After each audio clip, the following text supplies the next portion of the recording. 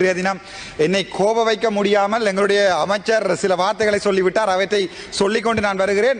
அமைச்சர் பாதைகளை புனரமைக்க போகிறார்கள். அமைச்சர் பாலத்தை நான் பயந்து விட்டேன் என்றால் ஒரு புணர்ச்சி என்பது ஒரு ஆணும் பெண்ணும் செய்வதுதான் புணர்ச்சி. புனரமைப்பது வேறு, புனரமைப்பது வேறு. அமைச்சர் பாதைகளையும் பாலங்களையும் புனரமைக்க போகின்ற போது நான் பயந்து விட்டேன். அங்கே கூட சித்து விளையாட்டுகளை ஆரம்பிக்கிறார்கள் என்று நான் இதை இந்த நேரத்திலே இதை கதைக்க முடியாது. ஆனால் நான் விடயத்துக்கு வருகிறேன். நேரம் என்னென்றால் வடக்கு மாகாணத்தில் இவர் சொன்னார், இந்த தமிழரசு கட்சி என்பது வடக்கு மாகாணத்தினுடைய தமிழ் மக்களுடைய இதயம். அதை எங்களுடைய தேசிய தலைவர் உருவாக்கிய ஒரு கட்சி ஒன்றை காசு கசிப்பு சாராயங்களுக்காக வாக்கிடுகிறார்கள் என்று எங்களுடைய அமைச்சர் சொன்னது என்ன மாதிரி இருக்கிறது என்றால், எங்களுடைய தமிழ் மக்கள் தேசிய உணர்வு இல்லாதவர்கள், எங்களுடைய தமிழ் மக்கள் எங்களுடைய தேசிய தலைவரின் பின்னால் பயணிக்காதவர்கள், எங்களுடைய தமிழ் மக்கள் சாராயத்துக்காக வாக்கிடுவார்கள் என்ற ஒரு தமிழ் இனத்தை கொச்சைப்படுத்துகின்ற அமைச்சர் பேக்கை தூக்கி கொண்டு இப்போ வெளிக்கிடுகிறார். பைகளை தூக்கி கொண்டு வெளிக்கிடுங்கள். ஆனால் ஒன்றை சொல்ல விரும்புகிறேன். யாழ்ப்பாணத்தில் இருக்கின்ற ஒரு தமிழன் ஒருபோதும் ஒரு ரூபாய் காசுக்காக வாக்கு போட மாட்டான். உங்களுக்கு வேண்டுமென்றால் இது அரசியலாக இருக்கலாம். ஆனால் நான் யாருடைய பெயரை மென்ஷன் பண்ண டைமை வேஸ்ட் ஆக வேணாம்னு சொல்லுவோம் உங்களுக்கு கௌரவ அமைச்சர்கிட்ட.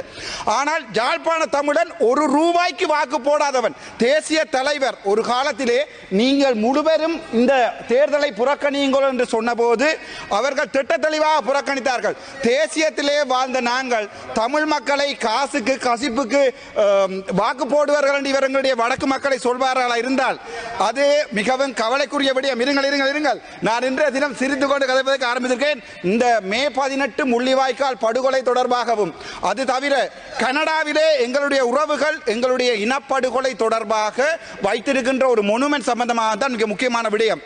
எங்களுடைய மனதிலே மிகப்பெரிய ஆழமான வலி இருக்கிறது. நான் ஒன்றை சொல்ல விரும்புகிறேன். த கிரேட் எல்லால என்ற மனுநீதி சோழர் என்று கிமு 2025 ஆண்டு த கிரேட் எல்லால என்று சொல்லப்படுபவர் அனுராதபுரம் வரைக்கும் ஆண்ட ஒரு தமிழ் மன்னன். ஆனால் இன்று வரை துட்டகைமுனுவாக இருக்கட்டும், ஒவ்வொரு சிங்கள மக்களாக இருக்கட்டும், த கிரேட் எல்லாளவை இன்று வரைக்கும் மதிக்கிறார்கள் என்றால் அவர்கள் வீரத்தை மதிக்க தெரிந்தவர்கள், ஒரு மக்களுடைய அர்ப்பணிப்பை மதிக்க தெரிந்தவர்கள். ஆனால் எங்களுடைய அமைச்சருக்கு எங்களுடைய தமிழ் மண்ணுடைய வீரம் தெரியாது. ஆனால் ஒரு பாஸ்கெட் பால் கோர்ட் கட்ட போறாராம், ஒரு இண்டோர் கட்ட போறாராம், ஒரு கிரிக்கெட் கட்ட போறாராம், கிரிக்கெட் டூர்னமெண்ட். ஐயாவுக்கு பேட் பிடிக்க தெரியுமோ தெரியாது. நான் ஒரு ஆல் ரவுண்டர் உங்களுக்கு சொல்லி போட்டு சொல்றேன்.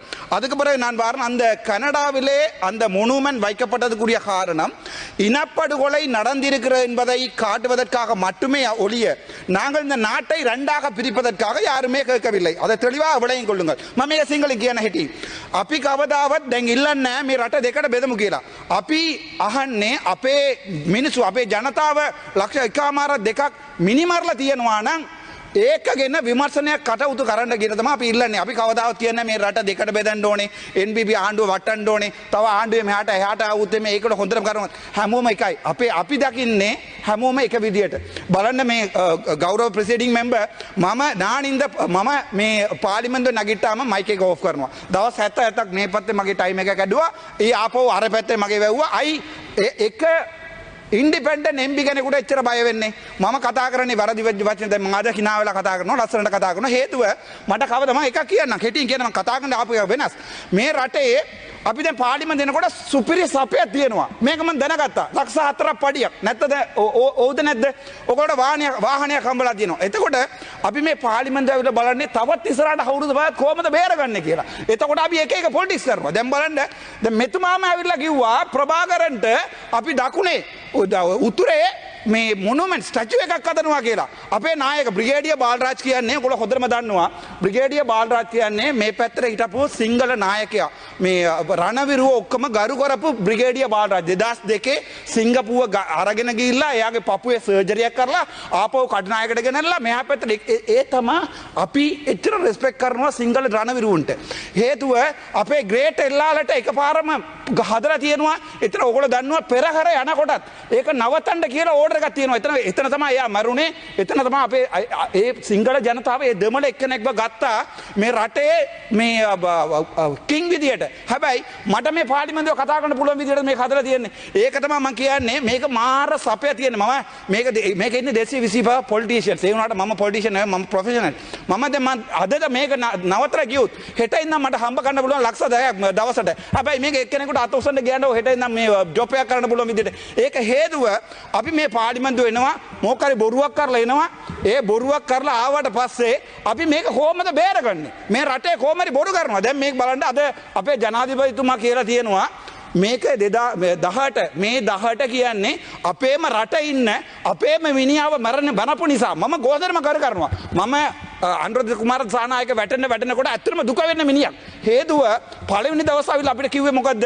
මේ උතරට අපි හොඳට මේ සලකන්න උතරට මේ ලයිබ්‍රරි එකට දෙනවා කියලා. එතකොට මෙතන මේ MP කෙනෙක් ඇවිල්ලා කිව්වා අර්ජුන මන්ත්‍රීතුමාගේ මූණ බලට එයා කොතර සතුරු වෙනවද කියලා. හැබැයි අද ඕගොල්ලෝ වැටෙනකොට ඕගොල්ලෝ ජෆ්නා වල එක එකනා වැටෙනකොට මේතුමාගේ කට වහන්න කලින්ම මම ඕගොල්ලන්ට හොඳ ඇඩ්වයිස් එකක් දෙන්නම්.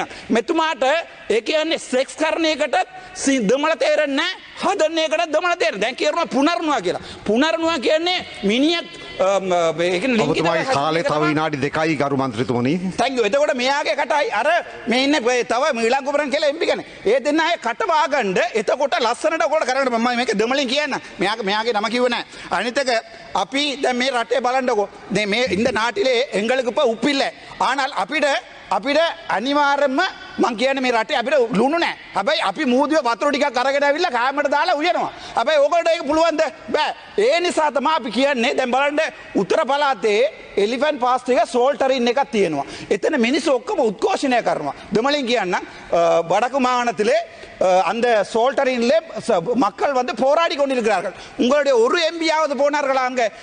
ඕගොල්ලෝ කරන්නේ ඔගොල්ලෝ වෙනුවට අපි පෙනීටනකොට උතර ඉන්න ජනතාවට අපි කිව්වා අපි ආදර NPP ආණ්ඩුවකට අපිට කැමති නැහැ. මම මේ ડોක්ටර් කෙනෙක් මට මේ කිසිම පොලිටික්ස් නැහැ. මේ ගරු ප්‍රෙසිඩිංగ్ මෙම්බර් මෙතන කිසිම පොලිටික්ස් නැහැ. මම කාත් එක්කවත් එකතු වෙලා පොලිටික්ස් කරන්නේ නැහැ. මම ඉල්ලුවේ අපේ උතර ජනතාවට මොනවා හරි හොඳ එකක් කරන්න පුළුවන්ද? එතකොට මාව ඉරේ දැම්මා. මට ආයි නඩුව දැම්මා. මාව කට වැව්වා. මේ මැක් එක කැඩුවා. අන්තිමට මොකද වුනේ? උතර ගිහිල්ලා තියන්නේ. උතර දැන් ඔය ඡන්දයක් ගන්න පුළුවන්ද කියන්නකෝ. එතකොට මෙතුමා කියනවා උතර සල්ලි දීලා කසිප්පු දීලා තමයි මිනිස්සු මේක කරන්නේ කියලා. අපි කසිප්පු වලට වැටෙන්නේ නැහැ. අපි දෙමළ ජනතාව ප්‍රභාකරන් ඉන්න කාලේ සිංහලින් කියන්නම්.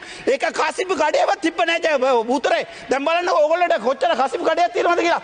ප්‍රභාකරන් ඉන්න කාලේ එක කසිප්පු කඩයක් එක මිනිහාට රේප් එකක් වෙලා තියෙනවද කියලා. අපි පාරා දෙන කියලා බෙඩි තියනවා. එතරම් තමයි අපි උත්තලේ පාරණය කරේ. හැබැයි මෙතුමාලට බලන්න මේ ශ්‍රීධරන් මන්ත්‍රීතුමා මේ බාර් 10ක් පර්මිෂන් එකක් අරන් දීලා තියෙනවා.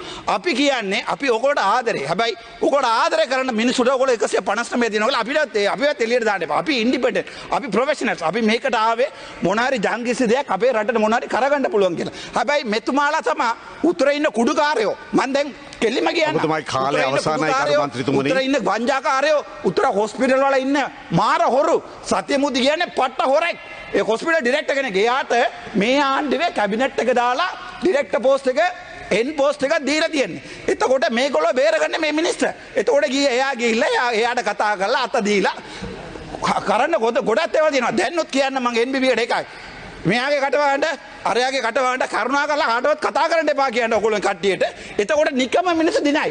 නිකම ඔයගොල්ලෝ කට්ටිය දිනයි උතරේ. මම දැම්ම කියන්න මම හැමෝටම හම්බලා කිව්වා කැන්ටින් එකේ. මේ ආවිල්ලා කියනවා අණ්ඩවැයර් එකට. අණ්ඩවැයර් එකට තියෙන දෙමළ දන්නේ නැත්තම්. මෙයා කොහමද උතරට ආවිල්ලා උතර මිනිස්සුන්ට උදව් කරන්නේ? ඔබතුමාගේ කාලය අවසానයි. අණ්ඩ මේ ආවිල්ලා කියනවා අණ්ඩවැයර් හදනවා කියලා. තපරේ දෙන්න. එතකොට ජට්ටි කියන්නේ අණ්ඩවැයර්. අණ්ඩවැයර් කොහමද ගවන්නේ මේ බෝට් එක නවත්තන්න? ඒක ජෙටි. Jetty is something different from the jetty. එතකොට මම එකක් කියන්නම්.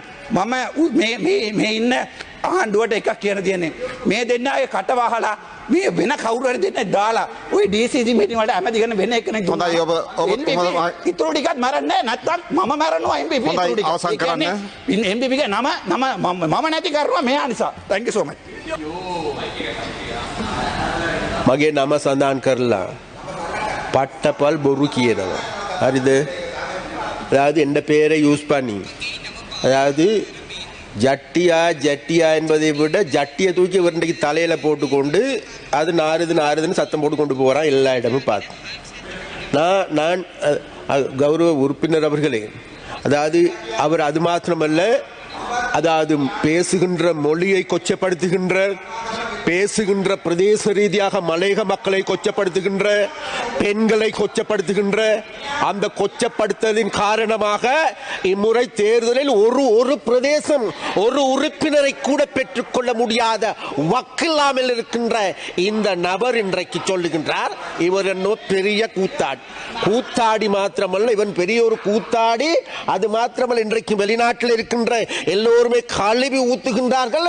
காசு வாங்கி வசூல் மன்னன் தேர்தலின் பொழுது வெளிநாட்டு மக்களுக்கு மக்களுடைய காசுகளை சுரண்டிய ஏமாற்றிய வசூல் மன்னன் அர்ஜுனா என்பதுதான் இன்றைக்கு இவனுடைய பெயராக இருக்கிறது. மன்னன் எங்களை இவ்வாறான செயல்பாடுகள்.